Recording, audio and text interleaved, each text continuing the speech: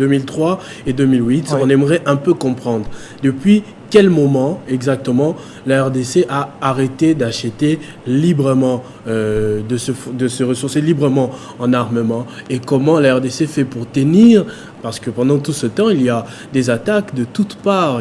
Exactement. Depuis 2003, lorsque nous étions dans l'accord global inclusif, qui a débouché sur le fameux 1+4, il était question que pour donner toutes les chances à cet accord d'aboutir, d'éradiquer tout ce qui était armement illégal, etc., sur le sol congolais. Je parle d'armement tant national que d'armement des groupes armés illégaux, rebelles, etc.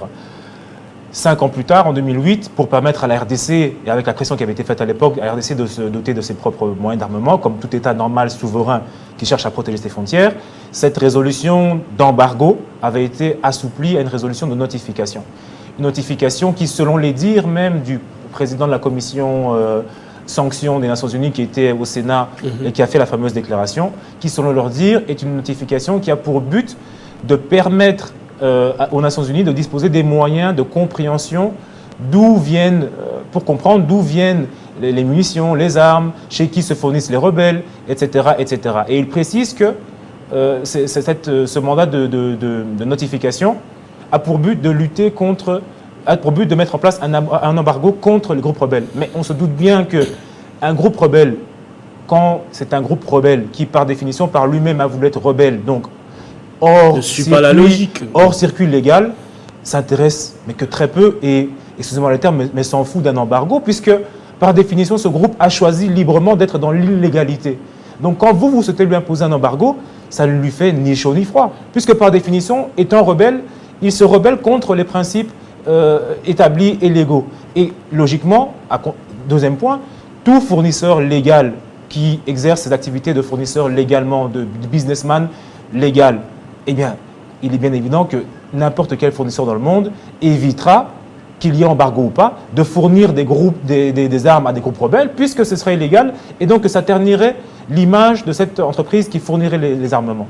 Donc un embargo sur les groupes rebelles, c'est comme un coup d'épée dans l'eau, c'est inutile. Puisque les rebelles, par définition, sont prêts à être contre la loi. Et donc l'embargo, aucun groupe rebelle ne se fournit par des chemins légaux. Et donc ça n'a absolument pas, pendant tout ce temps, déstabilisé les rebelles, parce que même Antonio Guterres, secrétaire général des Nations Unies, a affirmé qu'en ce moment, les M23 avaient un armement plus puissant que les FARDC, plus puissant que l'équipe de la MONUSCO. Exactement. Donc cet embargo de 2008 sur les groupes rebelles a produit aucun effet, d'où encore un autre échec de la MONUSCO, puisque depuis 2008, cet embargo existe, mais le M23 ne fait que se développer davantage et progresser davantage. Donc on voit bien que, de un, l'embargo sur un groupe rebelle qui, par définition, se rebelle contre la loi, ça ne sert à rien du tout. Et de deux, pourquoi demander aux fournisseurs de la RDC de fournir des renseignements sur les armes qu'ils nous fournissent, soi-disant pour que la MONUSCO puisse savoir comment se fournit le groupe rebelle?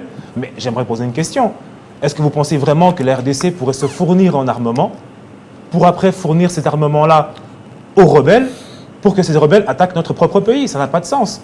Donc, la logique derrière ce régime de notification emboîte le pas dans une logique de complicité de la MONUSCO et des Nations Unies avec le M23, guidé par le Rwanda, qui lui-même, le Rwanda, est guidé par l'Occident.